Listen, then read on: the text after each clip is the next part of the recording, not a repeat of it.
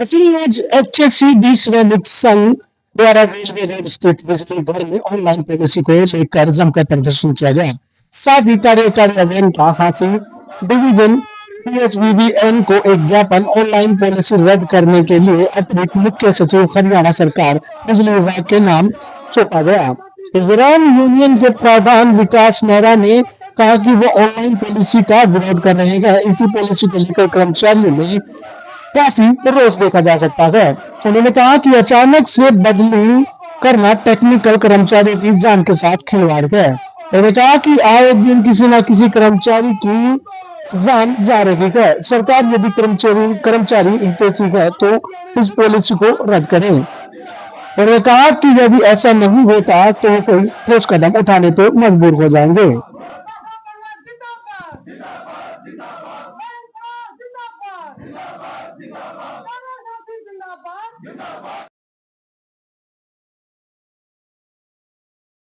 ये ज्ञापन हमारा एसीएस पावर के नाम है और माध्यम से एक्शन ऑपरेशन हादसे के नाम है।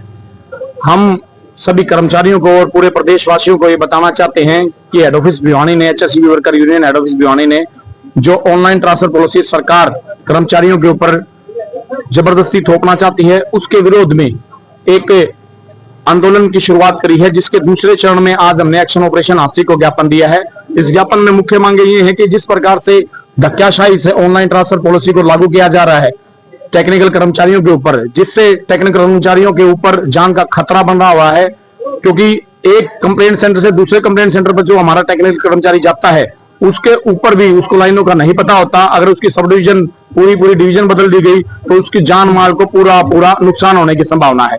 आपको बता दें कि भाई कोई दिन ऐसा नहीं जाता जिसके अंदर बिजली बोर्ड के अंदर किसी ना किसी लाइनमैन की किसी ना किसी बिजली के करंट के कारण हादसा होता हो।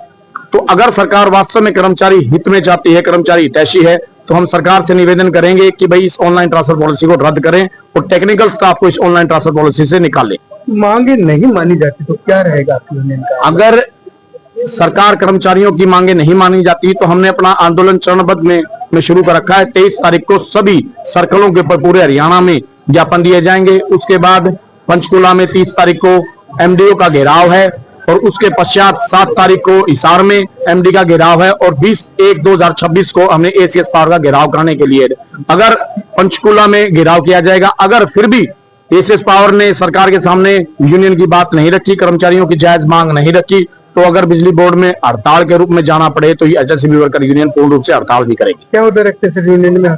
मैं 80 यूनिट का प्रधान हूँ, HFC वर्कर यूनियन में 80 यूनिट का प्रधान हूँ। अनिल पहल, स्टेट मुख्य सचिव HFC वर्कर यूनियन। क्या कहना चाहेंगे आज? सर, हम सरकार से डिमांड करते हैं कि जो ऑनलाइन ट्रांसफर पॉलिसी 2025 लेके आ रही है, तकनीकी कर्मचारियों के लिए एक तरह से मौत का फरमान है। तकनीकी कर्मचारी जो नई जगह पे जाके काम करेंगे, एक लाइनों के ऊपर 10 क्रॉसिंग है, तो कर्मचारियों को समझने के लिए बहुत टाइम चाहिएगा। लेकिन आप भी देख रहे हैं हर रोज कोई न कोई कर्मचारी शहीद होता है, विकलांग होता है। तो सरकार से हमारा निवेदन है कि यूनियन को जल्द से जल्द बुला के बात करे और जो यूनियन की डिमांड है ऑनलाइन ट्रांसफर पॉलिसी, इससे तकनीकी कर्मचारियों को बाहर किया जाए। आज यहाँ पे कर्मचारी